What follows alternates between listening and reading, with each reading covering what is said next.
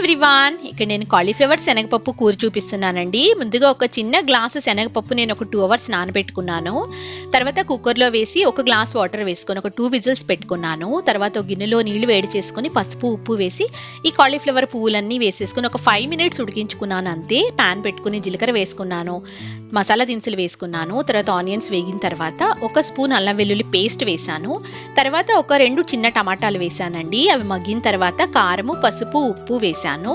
అవి కూడా కొద్దిగా మగ్గిన తర్వాత మనం ఉడికించి పెట్టుకునే శనగపప్పు వేసేసాను నీళ్లతో సహా. వీడియోలో చూపించిన విధంగా నేను ఇవి గ్రైండ్ చేసుకున్నాను. తర్వాత ఈ కాలీఫ్లవర్ కూడా వేసేసాను. వేసి ఒక గ్లాస్ వాటర్ వేసుకున్నాను. అది ఉడుకుతూ ఉంటుంది కదా, ఉప్పు కారం అంతా వాటికి పడుతుంది. మనం గ్రైండ్ చేసి పెట్టుకున్న పేస్ట్ కూడా వేసేసానండి. సిమ్లో పెట్టుకున్నాను, ఉడికించుకున్నాను. తర్వాత కొత్తిమీర వేసి దింపేసుకోవడమే. Super tasty curry ready. Video నచ్చితే లైక్ చేయండి. Thank you for watching. Bye bye.